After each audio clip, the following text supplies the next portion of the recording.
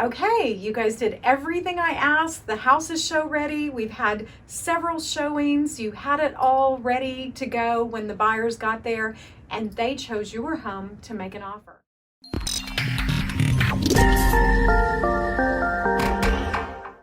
So now what? There's an offer on the table.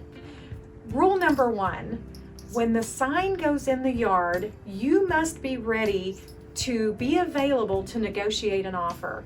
That's right. One of the number 1 mistakes that I see sellers make is we contact them on a Friday afternoon to let them know that an offer has come in, and they say, okay, we'll think about it and talk about it over the weekend and let you know something on Monday. No, that's not accurate. The way this should be done is we always want to try to respond on the same day or within 24 hours, depending on if it's a late night or late evening time.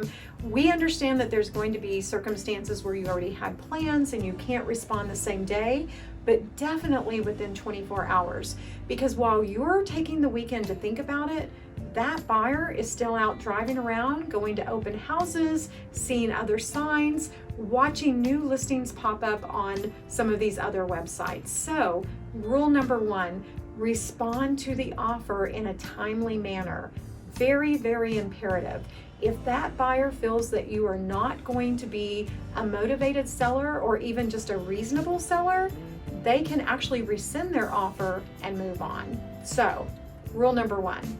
Rule number 2, when an offer comes in, making sure that you don't overthink it. What do I mean by that? I have had so many sellers say to me, wow, this is the first offer and we've only been on the market for less than a week. I think we should wait for more offers. Now guys, let's think about that. You have an offer on the table in front of you. Why would you risk losing this buyer to wait for what may or may not come in? Negotiating with the first buyer is proven to be one of the smartest things you can do, rather than one of the non-smart things you can do.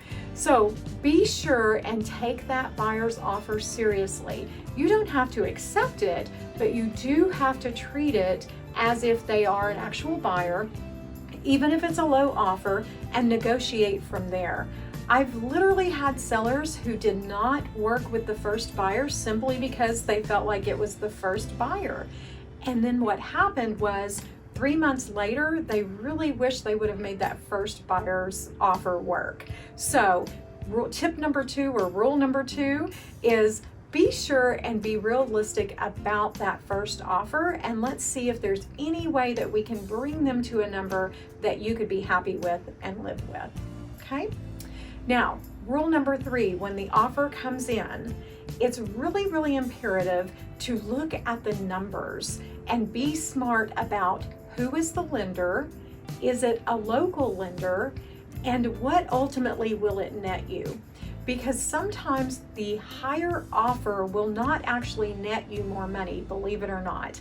For example, if you have a VA buyer making a above list price offer on your home, more than likely they're going to be asking you to pay for some of their fees. Now this is completely standard, and I really think it's important for you to consider that. However, if the other buyer is a conventional buyer and is not needing you to take care of their closing costs, their lower offer may actually net you more money.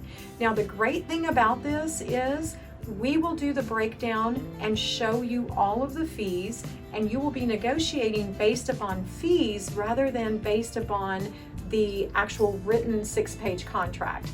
So knowing what the fees are is the secret to this. Never at any time should you be negotiating through a phone call as to what those numbers are. I'm a very visual person when it comes to numbers, and I'm going to assume that you are too, because ultimately it's not what they've offered, it's how much is going to go in your pocket.